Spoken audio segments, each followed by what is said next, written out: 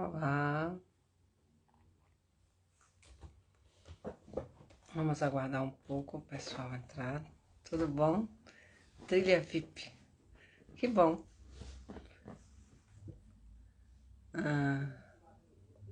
Seja bem-vindo ou bem-vinda, não sei quem tá indo pelo trilha. Tudo em paz, tudo sossegadinho. Nessa pandemia, como diriam os colegas espanhóis, aqui trancada. Mas tudo em paz. Tá me ouvindo bem? A imagem tá legal? Ah, Fá. Tudo em paz, Fá. Tô tentando abaixar aqui o celular. Ok. Então, vamos começar as nossas reflexões desta noite.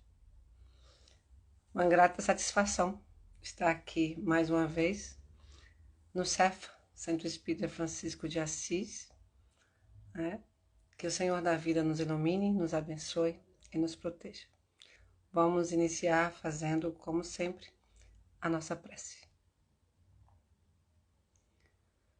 Senhor da vida, a nossa gratidão pela tua companhia nesses dias de extremas complexidades, onde temos a condição de mais uma vez ouvir o teu chamado e despertar para a nossa consciência de espíritos imortais, compreendendo que, como eternos aprendizes, nesse processo de trasladar de uma vibração para outra, somos convidados a ampliar as nossas potencialidades, trabalhando cada dia por um ser e um mundo melhor.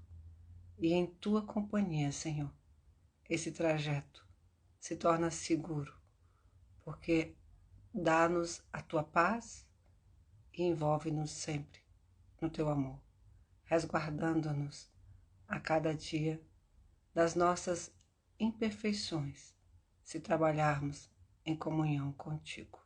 Por isso, nesse instante, te rogamos tua assistência fraterna, através dos amigos benfeitores, que o nosso querido irmão Francisco de Assis possa nos intuir, nos inspirar, e a cada amigo, a cada amiga que esteja conosco nessas reflexões, possa sentir as vibrações do Povorelo de Assis. Se conosco, ilumina-nos, Senhor. Bom, nossas reflexões de hoje passam pelo tema O Dever. E trouxemos aqui, para iniciarmos, um conto de Meimei, pelas mãos abençoadas de Francisco Cândido Xavier. E Meimei vai dizer assim: certo rei, muito poderoso, sendo obrigado à longa ausência, tomou de grande fortuna e entregou ao filho, confiando-lhe a incumbência de levantar grande casa, tão bela quanto possível. Para isso, o tesouro que ele deixava nas mãos era suficiente. Acontece, porém, que o jovem, muito egoísta, arquitetou o plano de enganar o próprio pai, de modo a gozar todos os prazeres imediatos da vida, e passou a comprar materiais inferiores. Onde lhe cabia empregar metais raros, utilizava latão. Nos lugares em que deveria colocar mármore precioso, punha madeira barata. E nos setores de serviço em que a obra reclamava pedra sólida, colocava terra batida. Com isso, obteve largas somas que consumia desorientado junto aos amigos loucos. Quando o monarca voltou, surpreendeu o príncipe, abatido e cansado, a apresentar-lhe uma cabana esburacada, ao invés de uma casa nobre. O rei, no entanto, dá-lhe a chave do casebre e diz-lhe bondoso: meu filho, a casa que mandei edificar era para você mesmo. Não me parece a residência tão sonhada por seu pai, mas devo estar satisfeito com a que você próprio escolheu. Esse conto é interessante porque Meimei traz essa parte e depois ela vai explicar o conto. Ela vai dizer que o conto nos impele a judiciosas apreciações, nos exatos contexto dos nossos deveres. Ela vai dizer que comparemos o soberano a Deus, nosso Pai, o Rei. O príncipe da história pode ser qualquer um de nós. A fortuna para construirmos a moradia de nossa alma é a vida que Deus nos empresta, que quase sempre, segundo ela, gastamos o tesouro da existência em caprichosa ilusão para acabarmos relegados, por nossa própria culpa, aos pardieros apodrecidos do sofrimento. Mas aqueles que se consagram à bênção do dever, por mais áspero que sejam, adquirem a alegria e a tranquilidade que o Supremo Senhor lhes reserva por executares fiéis a sua divina vontade, que planeja sempre o melhor a nosso favor. Então, esse conto quer dizer que nós somos sempre os construtores da nossa casa mental, espiritual e física. O dever é uma mensagem que nós vamos encontrar no capítulo 17 do Evangelho segundo o Espiritismo, assinada pelo Espírito Lázaro, né? E ali o capítulo 17 é Sede Perfeitos. Uma mensagem bastante conhecida de alguns de nós. E Lázaro vai começar a mensagem dizendo que o dever é a obrigação moral da criatura para consigo mesma, primeiro. Ou seja, nós temos o dever para conosco primeiro. Ele vai dizer que existem vários deveres, inclusive o dever que deveríamos ser, que somos obrigados a fazer por lei. Mas ele vai dizer que não é esse dever que as leis obrigatoriamente nos impõem, mas sim aquele que deve ser feito, aquele que está indicado pela nossa consciência. Mas nós temos níveis de consciências diferentes. Cada um de nós aqui tem um nível de experiências, de amadurecimento, de percepção diferente uns dos outros. Passamos muitas vezes por as mesmas experiências, mas adquirimos um amadurecimento diferente. Temos um olhar diferenciado. Afinal, somos únicos, né, como espíritos, e por isso, muitas das experiências que passamos, nós temos ali uma percepção diferente uns dos outros. Então, nós temos níveis de consciências diferentes, níveis de percepções diferentes e de amadurecimento diferentes. Então, qual é esse nível consciencial? Porque nós temos o dever de crescer moralmente, intelectualmente, espiritualmente. Temos o dever de disciplinar as nossas emoções, desenvolver os nossos talentos, adquirindo mais virtudes. Nós temos o dever de levantarmos dos abatimentos, das tendências e tristezas, das depressões. Afinal, nós estamos aqui como espíritos imortais destinados à perfeição. Nós somos criados simples, mas sem saber, mas destinados aos altos píncaros da liberdade. Então, quando enfrentarmos com coragem, com confiança, todas as questões das provas, dos exames, porque temos que passar aqui nessa terra conscientes, como vai dizer a benfeitora Maria de Nazaré, a Chico Xavier, que tudo passa e que temos que reter apenas as experiências, comungando com o conceito de que essas experiências vai fazer parte do nosso arcabouço mental e espiritual e vamos trabalhá-la ali no conceito de que tudo na vida passa, tanto os momentos de desafios como os momentos alegres. E segundo a Amélia Rodrigues, a única coisa que fica é o amor, né? Então tudo passa, mas só o amor permanece. Lázaro vai dizer em seguida que o dever é a obrigação da criatura para consigo mesmo primeiro e em seguida para com os outros. Para com os outros aqui o quadro se amplia totalmente, abre ali um contexto bastante grande, porque aqui nós vamos ter o dever da solidariedade, o dever da honestidade, o dever da compreensão. Para nós termos uma noção da importância dos outros em nossas vidas, vamos fazer alguns questionamentos. Quando nós decidimos adentrar, emboscar aqui na carne, nós precisamos de duas pessoas que nós, teoricamente, nossos pais, para receber-nos e dar-nos a conjectura ali de espírito para adentrarmos na matéria. Então precisamos, por mais que sejam nossos pais, dos outros para o nosso nascimento. Nosso nome foi dado por quem? Pelos outros. Ou nós crescemos e escolhemos o nosso nome. Se tem alguém aqui, me desculpe. Mas geralmente o nosso nome é dado por nossos pais, por algum familiar, por algum amigo, né? E aí nós fomos educados por quem? Quem foi não só os nossos professores oficiais nas escolas que tivemos, que nos deu a educação intelectual, bem como aquelas experiências que muitas vezes temos uns com os outros e por isso aprendemos. Então nós somos educados também pelos outros. A nossa renda, ainda que direta ou indiretamente, é dada pelos outros. Os nossos primeiros banhos foram dados pelos outros. Muitas pessoas não gostam de falar, mas é uma realidade tão natural e deveria ser tão natural para nós espiritistas que isso seria tranquilo falar. O nosso último banho será dado por quem? Por outro. O nosso funeral será realizado por quem? Pelos outros. Se porventura tivermos pertences, propriedades, serão herdados por quem? Pelos outros. Então me pergunto, qual o motivo que o nosso ego, o nosso tempo, a nossa carreira, a nossa limitação, as nossas crenças nos fazem menosprezar o valor dos outros na nossa vida, sendo que, na verdade, com efeito, tudo o que fazemos envolve outros, né? Então, o dever para com o outro é o dever maior, que o Cristo vai nos dizer, que é o dever da caridade. E aqui entra exatamente a caridade como a entendia Jesus, na questão 886 do Livro dos Espíritos.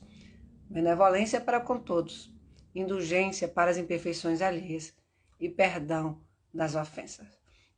É hora de nós modificarmos essa conjectura de percepção da vida do outro, nos tornarmos mais amorosos, mais humildes, vivermos pacificamente uns com os outros. Porque nesta vida, nessa encarnação, precisamos uns dos outros. E amando uns aos outros, é que vamos ter a consciência desperta para o dever maior. Então, que sejamos gratos, porque cada um de nós é o outro do outro. Cada um aqui é o outro. Tenho vários irmãos, e um deles é formado em teologia, ele é pastor. Ele vai dizer que na Bíblia existe 365 vezes a questão uns aos outros. Isso quer dizer que a cada dia nós temos que reverenciar o outro em nossas vidas, que precisamos de alguém, ou alguém precisa de nós a cada dia. E no Evangelho, nesse mesmo capítulo que falamos, capítulo 17, Sede perfeitos, Kardec vai dizer que a essência da perfeição é a caridade, na sua mais larga acepção, porque ela implica toda a prática de todas as outras virtudes, né? Lázaro vai continuar, que na ordem dos sentimentos, o dever é muito difícil de cumprir-se, por se achar em antagonismo entre as atrações do interesse e do coração. Quantas vezes nós sabemos exatamente o que queremos, temos a condição de escolher exatamente aquele caminho, então eu tenho aquele interesse, mas meu coração está dizendo para não segui-lo, para não ir por aquele caminho, para eu ir para o outro. Mas o interesse, né, na ordem dos sentimentos, o dever é muito difícil de cumprir por achar em antagonismo entre o que a mente fala e o coração quer. Então ele vai dizer que o dever íntimo do homem depende do nosso livre-arbítrio. Então muitas vezes eu sei exatamente o que eu preciso fazer, mas eu faço exatamente o contrário. Depois, quando vem dores, sofrimentos, eu culpo a vida, o destino, o universo. Na verdade, foi apenas a minha escolha, as nossas escolhas. Ele vai dizer que o aguilhão da consciência, guardião da probidade interior, nos adverte e nos sustenta, mas muitas vezes mostra-se impotente diante do sofisma das paixões. O que é aguilhão? Aguilhão, eu vou dizer, em algumas encarnações anteriores, nós tínhamos carros de boi. Era uma carroça que era puxada por 2 bois. E aí o aguilhão era uma ponta de ferro que era colocada num bastão e usada para chuchar os bois para que ele pudesse sair do lugar, para que ele pudesse ir para frente. Em sentido figurado, é tudo aquilo que nos incita a agir, a servir de estímulo. Então, o Espírito Lázaro, ao usar aqui a expressão aguilhão da consciência, vai nos mostrar como somos ajudados todas as vezes que em nosso íntimo essa voz ressoa, dizendo que nós devemos mudar as nossas escolhas, vencendo as nossas imperfeições. Só que nem sempre damos a essa voz, a esse aguilhão, a picada do aguilhão na nossa consciência, a devida importância. E deveríamos lembrar que é aqui, na nossa consciência, que muitas vezes esquecemos disso, que está esculpido o supremo código da vida, o supremo código de conduta, como vai nos afirmar os espíritos na questão 621, que é na própria consciência que está escrita as leis de Deus. Então, muitas vezes nós somos arrastados pelos nossos interesses e paixões, por orgulho, por vaidade, por poder, por autoridade, por várias outras questões que nos levam a esquecer exatamente qual é o ponto básico das nossas escolhas. No Livro dos Espíritos, na questão 121, os Espíritos do Senhor são interpelados ali por Allan Kardec, porque certos espíritos seguiram o caminho do bem e outros o caminho do mal. A resposta vai depositar mais uma vez as nossas escolhas em nossas próprias mãos. Eles vão dizer, não tem eles o livre-arbítrio. Deus não os criou maus, criou os simples e ignorantes, isto é, com aptidão para tudo aprender, para o bem e para o mal. Aqueles que são maus se tornaram por sua própria vontade. Na antiguidade, o filósofo Aristóteles vai dizer uma frase bastante interessante. Ele vai dizer, ser senhor da tua vontade e escravo da tua consciência. Vontade aqui é essa questão imperiosa. Muitos de nós confundem desejo com vontade. Eu tenho um desejo de emagrecer, eu tenho um desejo de deixar crescer o meu cabelo, mas vontade é algo mais imperioso, é algo que tem que movimentar o espírito, ou seja, aquele que controla a sua vontade ou que domina, da mesma forma, é dono da sua própria vida. Que a minha vontade vai me direcionar exatamente para onde eu quero, ou seja, é ela que vai delimitar e ampliar o alcance do espírito. Escravo da nossa consciência exatamente por isso, por sabemos exatamente o que é correto fazer. Então, seguindo aquilo que a consciência determina, que nós sabemos que é correto fazer, então nós vamos fazer. Então, escravo da consciência e usar, ser senhor da nossa vontade. É tão natural encontrarmos, ou mesmo nós, pessoas que, agindo de forma equivocada, sabem exatamente de que forma seria realizar. Quantas pessoas conhecemos, ou até nós mesmos, que pretende parar algum vício, algum comportamento e não consegue? Parar de beber, de fumar, abster-se de uso de drogas em geral. Então, quantas vezes nós nos sentimos vencidos pelas próprias barreiras que nós mesmos construímos pela falta de vontade de mudar. Então, ao observarmos uma questão que o Cristo coloca, isso fica deveras ampliado, porque ele vai dizer, vós sois deuses, podereis fazer o que eu faço e muito mais, se o quiserdes. E aí o que nós fazemos? Nós ficamos acomodados, não movimentamos a nossa vontade ativa para ir além dos nossos propósitos, dos nossos quereres. Na questão, salvo engano, 909 do Livro dos Espíritos, vamos encontrar uma indagação de Allan Kardec sobre a capacidade do espírito que tem de modificar essa realidade. E ele vai questionar, o homem poderia sempre, por seus esforços, vencer suas más tendências? A resposta dos imortais é uma picada de aguilhão daquela bem ferrenha. Eles vão dizer sim, e algumas vezes por fracos esforços. O que lhe falta é a vontade. Quão pouco dentre vós fazem esforços. Daí, Chico Xavier dizer que a questão mais aflitiva para o espírito no além é a consciência do tempo perdido.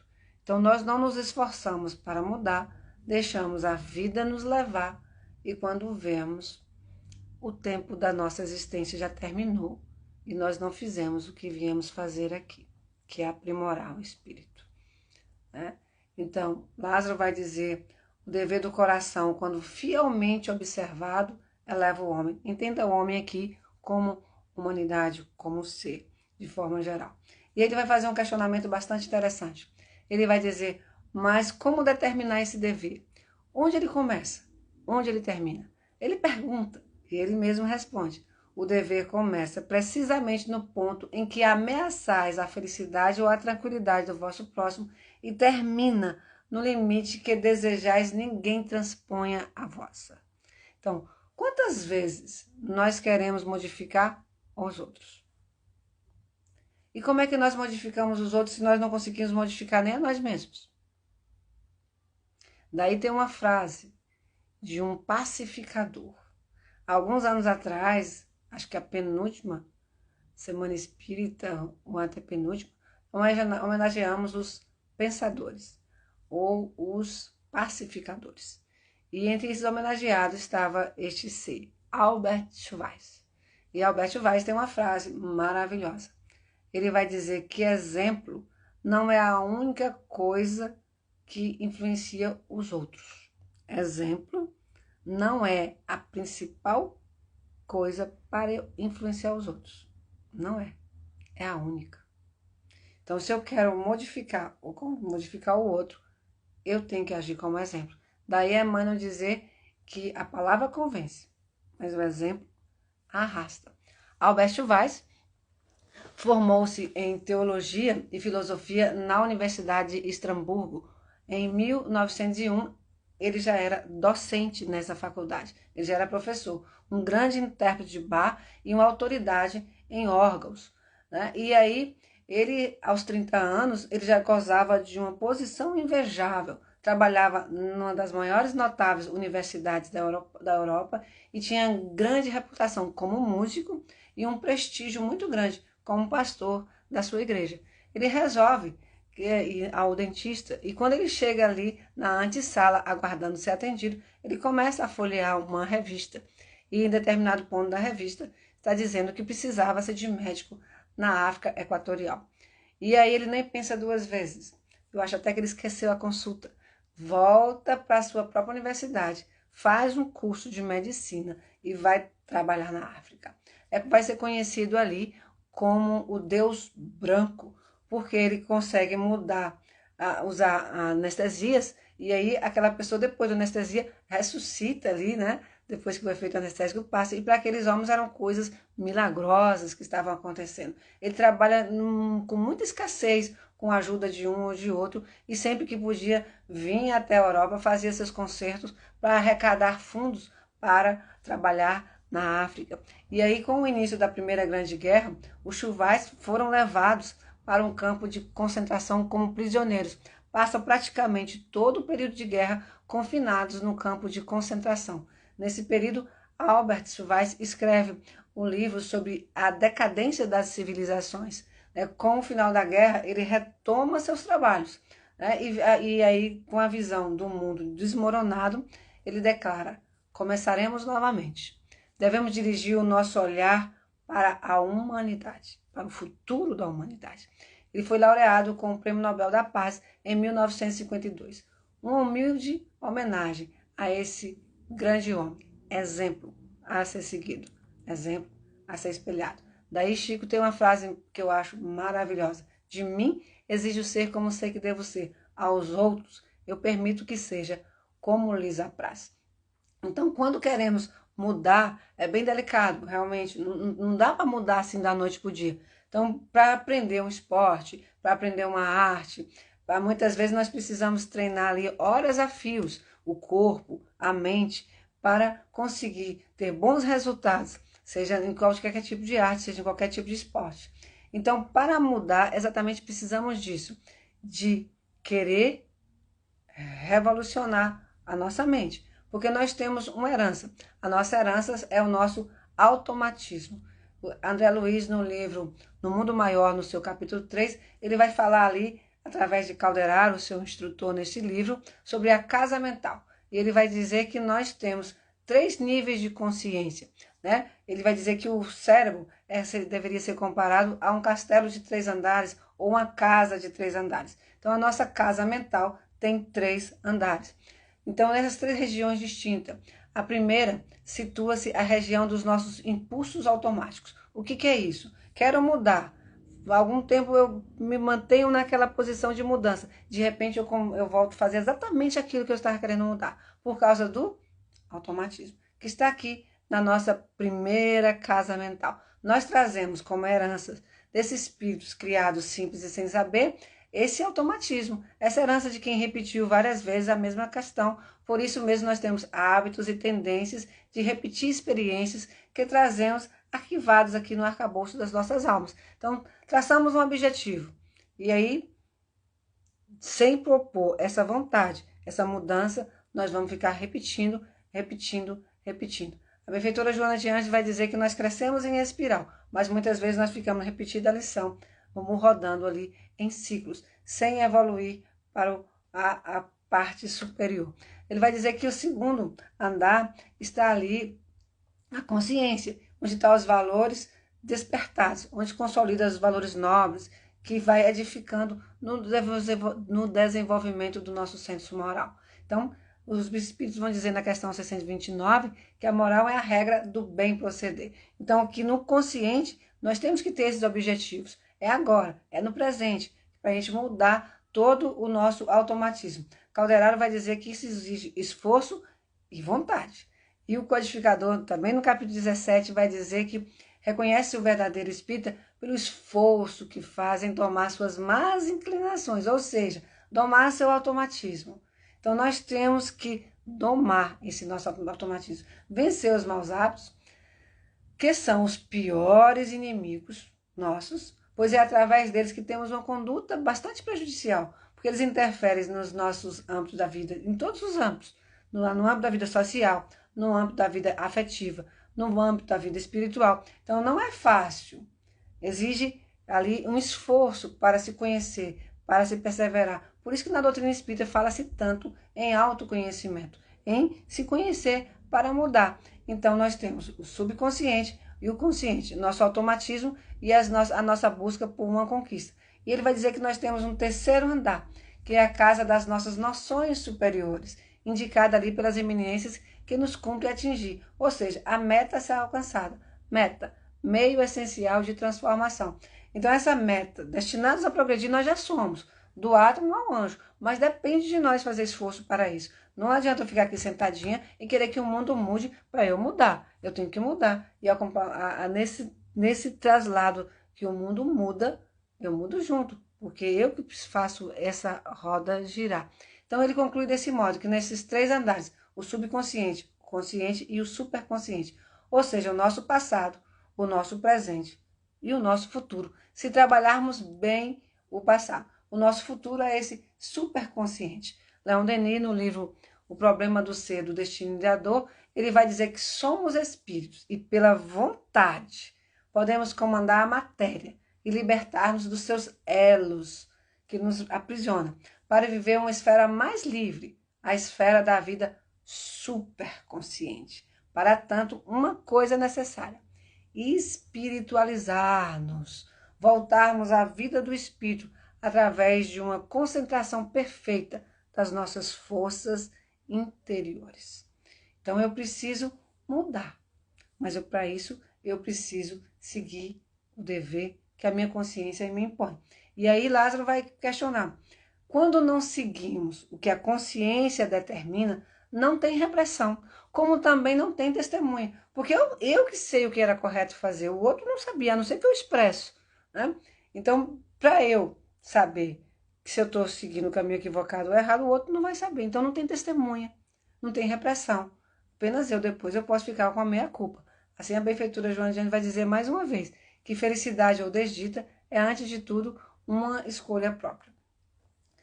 Quase no final da mensagem, ele vai dizer que Deus criou os homens, todos, grandes e pequenos, ignorantes ou instruídos, que eles sofrem todos pelas mesmas causas, a fim de que cada um julgue em sã consciência o mal que pode fazer, com relação ao bem infinitamente vário. Não é o mesmo critério. Então, se eu posso fazer o bem, eu posso deixar de fazer o mal. Né? Ele vai dizer que a igualdade em face da dor é uma sublime providência de Deus, que quer que todos os seus filhos, instruídos pela experiência comum, não pratiquem o mal, alegando ignorância dos seus efeitos. O dever é o resumo prático de todas as especulações morais. O homem que cumpre o seu dever ama a Deus mais do que as criaturas e ama as criaturas mais do que a si próprio. É um tempo juiz e escravo em causa própria. Lembrando sempre Aristóteles, ser senhor da tua vontade e escravo da tua consciência. Lázaro e o filósofo estão no mesmo patamar de pensamento.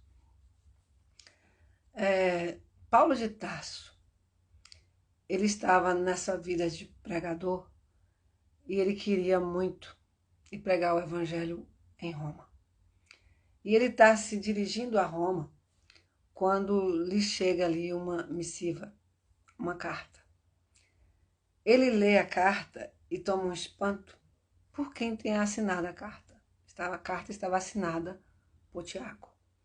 Tiago, eles tiveram um entrevero no início do messianato de Paulo de Tarso. Tinha suas razões, afinal de contas, Paulo é o primeiro perseguidor efetivo dos cristãos. Ele determina ali praticamente a morte de Estevão, que vai se tornar ali o seu anjo protetor. É Estevão quem vai guiar todo o trabalho de Paulo aqui encarnado. Quem de nós vai, pelas mãos do algoz, depois auxiliá-lo na redenção e no trabalho da propagação da mensagem do Mestre? Então, Estevão faz isso. Assim que ele desencarna, ele se torna ali o anjo guardião de Paulo de Tarso. E aí, ele sente uma grande frustração, porque ele queria Roma. Mas a carta, além de estar assinada por Tiago, pedia que ele retornasse a Jerusalém, porque havia ficado muito mais forte a perseguição aos cristãos, e ele, como doutor da lei, poderia intervir junto àqueles homens para ver se dava uma abrandada, porque Pedro estava preso, João exilado, e a casa do caminho estava sofrendo muitas perseguições. Então, Tiago pedia ali um auxílio. Paulo abre o evangelho, até então como referência em Paulo e Estevão eram os evangelhos de Mateus, e cai ali a seguinte expressão: reconcilia-te com teu adversário enquanto estás com ele a caminho, para que ele não te entregue ao juiz, e o juiz não te ponha em prisão, e de lá só sairás quando pague o último ceitil. É claro que a mensagem do mestre não é peremptória, não é agora. Você pode deixar para depois, mas por que não, já que estamos a caminho? Ele chora de frustração. Ele chora, ora e vai dormir. E ele sempre sonha com os irmãos, Abigail e Estevão, Abigail e Gesiel. E ao sonhar com os irmãos, eles sempre lhe dão orientação. Então ele vai ouvir particularmente dela, como sempre, de Abigail, que ele vai a Roma, mas que no momento é necessário ele retornar a Jerusalém para auxiliar os amigos do caminho. E assim ele faz. Ele retorna a Jerusalém, vai direto para o Sinédrio, e o Sinédrio tem as suas repartições. Tem a repartição ali que é do povo e tem aquelas partes mais reservadas, que é exatamente para os doutores da lei. Ele vai exatamente nesse ponto, como doutor da lei, ainda que era, embora não estivesse mais defendendo a lei mosaica, mas ele tinha o título. E ele vai exatamente conversar com aqueles que foram seus colegas de outrora. E ao dialogar ali, colocando a visão que o Cristo é o Messias esperado, como acontece sempre quando nós temos opiniões diferentes uma das outras, partimos sempre para a violência, sempre a violência verbal e até a violência física. E no caso dele não foi diferente. Os homens reagem ali de forma agressiva e chega à violência de fato. E aí o poder tem que intervir. E quem é o poder? A Roma. Então os soldados de Roma contêm ali o apóstolo e retiram-no do local. Mas quando ele está passando pelo Sinédrio, pela parte de fora, onde estão todos os homens ali reunidos, ele faz valer da sua cidadania romana e pede para falar. É destemido como Paulo ninguém tem. E aí quando ele fala, ele vai falar ali aos seus correligionários que Jesus é o Messias, que Jesus é o homem esperado, que ele fez tanto e as pessoas não têm ouvido de ouvir, e ele vai usar uma frase bastante conhecida. Vocês já conhecem tudo, já sabem tudo, por que te detens? E essa é a frase. Diante do dever, nós já conhecemos tudo, nós já sabemos o que é fazer, por que nos detemos? O que nos impede de vivenciar? Nosso orgulho? Nosso egoísmo? Está na hora de sermos, como estamos sendo convidados, a mudar as estruturas da ética, do padrão que nós temos aqui em nossas mentes e transformarmos. Este é o momento. Este é um dos grandes chamados da humanidade à redenção. E quem é a humanidade? Somos nós, os seres que habitamos aqui encarnados e desencarnados. Então, quando o Paulo traz ali a oferta e coloca diante do Senhor da vida, que nada mais é a oferta, né? Se tu trouxeres a tua oferta ao altar e lembrar de que teu irmão tem algo contra ti, deixa ali mesmo a tua oferta. Qual é a oferta? A oferta é da evolução. Como é que eu vou evoluir se eu trago no peito, na mente, mágoa, remorso, rancor? Então eu não posso trazer ali a oferta da evolução se eu não estou conseguindo me libertar das prisões que me prendem ao passado, que me prendem ao subconsciente. Então, deixo ali a minha oferta e vou reconciliar com meu irmão. Ele volta, reconcilia com o irmão e apresenta a oferta ao altar. Então, ele vai a Roma. Naquele momento que ele é preso, ele vai ficar anos preso. Ele vai ficar anos preso de prisão em prisão, fazendo vários amigos, amigos influentes até, né? E ele vai escrever várias cartas. Ele escreve as cartas, quando ele tá, a maioria das cartas que ele escreve, ele está preso em alguma dessas prisões. E ele vai de prisão em prisão, até que um dia ele vai chegar a Roma, por outros caminhos, mas ele chega a Roma. E ali, mais uma vez, ele começa a pregar. Então, se fala tanto em Paulo de Tarso, que a gente tem a impressão de que é um homem grande, belo, robusto, mas Emmanuel vai descrever que já no final da vida ele era bastante franzino e já tinha uma força moral fora do padrão. Então, o que contava em Paulo é essa força moral. Quando ele chega em Roma, ele continua pregando o evangelho e ali ele é preso e condenado à morte. E na hora da sua morte, quando o soldado romano intimida-se de matar aquele venerando, aquele homem que provavelmente tenha ajudado aquele soldado alguma vez, ele sem medo de errar, ele olha para o soldado e diz: soldado, cumpra o seu dever, pois eu já cumpri o meu. O interessante aqui é que ele vai usar os dois deveres. O dever que Lázaro vai falar que é das profissões, que não é desse dever que está falando, porque o dever daquele soldado naquele momento era tirar-lhe a vida. E o dever que Paulo estava falando era o dever que a consciência impõe, né? Então é exatamente esse dever. Como nós responderemos ao chamado do dever? Como Paulo ou como soldado? Ainda nos deveres das profissões, ou no dever que a nossa consciência não impõe. Nós vamos ter restrições ou nós vamos nos entregar sem limitações, preso, apedrejado, açoitado, tendo que fugir, tendo que dormir no deserto N vezes, apenas como travesseiro, uma pedra, como Cristo. Daí ele dizer: não sou mais eu que vivo, é o Cristo que vive em mim, porque ele se cristifica, alma crística, porque ele assenhora-se do que ele é e transforma-se. Este com o seu dever. Então, o que nós vamos fazer diante do convite grandioso do Mestre para cumprirmos os nossos deveres? Impor nossas limitações, dizer que temos que fazer A, B, C ou D. A existência, por mais longa que ela seja, ela tem um período.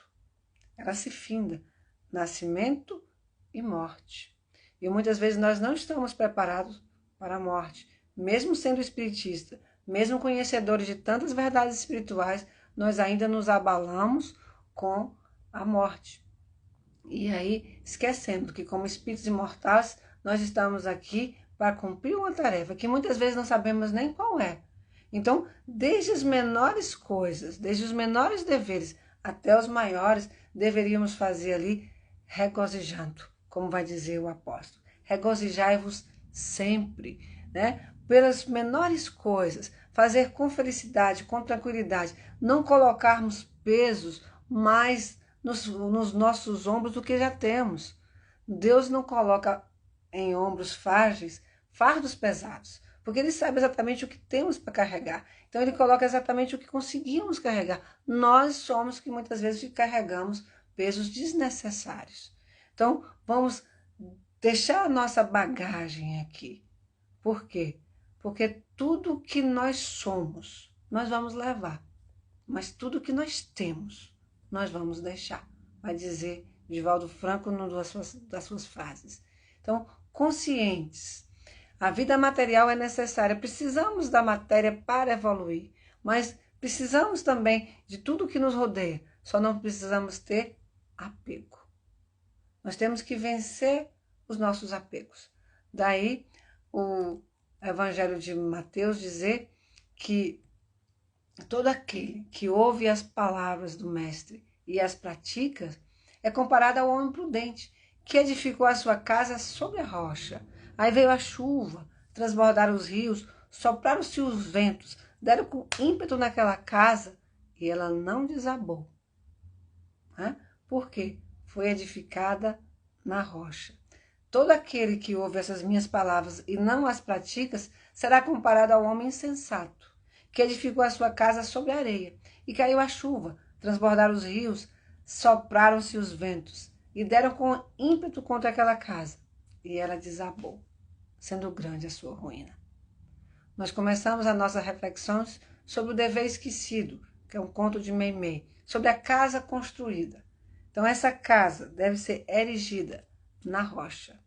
Tá? Então, nosso maior dever consiste exatamente em fazer ao outro aquilo que gostaria que o outro nos fizesse, não aguardando que o outro nos faça para retribuir, porque o mandamento é: ama a teu Deus sobre todas as coisas e ao teu próximo como a ti mesmo. Então, se eu não, a Benfeitora Joana de Ângeles vai inverter esse mandamento. Ela vai dizer: ama-te para amar o teu próximo, para amar a Deus, porque eu não posso amar essa criatura, esse ser, causa primeira de todas as coisas, inteligência suprema, né? Porque nós somos seres inteligentes da criação, vai dizer os Espíritos. Eu costumo dizer que nós somos uma gota d'água no oceano. Nós não temos a dimensão de compreender o que é o oceano, mas estamos mergulhados neles. E uma coisa muito interessante, essa gota d'água é todo o oceano. Então nós já somos exatamente o oceano inteiro, mas nós temos que fazer por nós. Então, amando-nos, conseguimos olhar para o outro e amá-lo. E em sequência vamos amar aquele que nos criou. Porque nós não temos a concepção de Deus como ele realmente é, mas o próximo nos mostra ali quem é o nosso Deus. Assim, quando Madre Teresa de Calcutá é questionada por um daqueles que ela ajuda, quem é o Deus dela, para que possa adorá-lo, ela fala: meu Deus é você. Porque é exatamente isso. É o outro que se apresenta agora como a divindade para nós aprendermos a amar.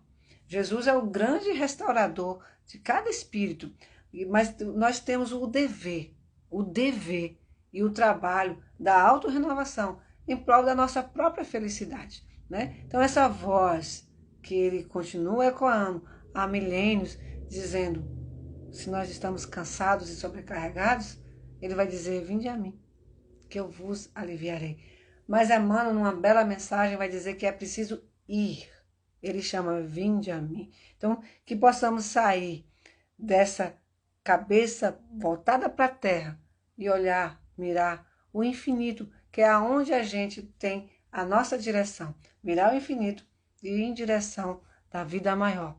E um dia, quiçá, poderemos dizer como Paulo de Tarso: Senhor, que queres que eu faça? Tomar do arado, revolver a terra dos nossos corações e deixar que a sua semente possa germinar 30, 60, 100%. Ou seja, cumpra em mim, Senhor, a tua vontade, que não vacile nem erra. Porque a nossa vontade vacila, porque a nossa vontade erra. A vontade do Senhor não. Então, se estivermos em sintonia com Ele, nós vamos fazer exatamente a vontade, consciente dos nossos deveres, e assim trabalhando pela construção desse ser e de um mundo melhor. Que a partir do momento que eu começo a me mudar, através do meu exemplo, eu começo a arrastar todos aqueles que estão ao meu redor. Então, que possamos ter consciência dos nossos deveres e aprender com Ele o grande amor de nossas almas. Para encerrar, nós trouxemos aqui uma poesia de Cora Coralina. E ela vai dizer assim: não sei se a vida é curta ou longa demais para nós, mas sei que nada do que vivemos tem sentido se não tocarmos o coração das pessoas.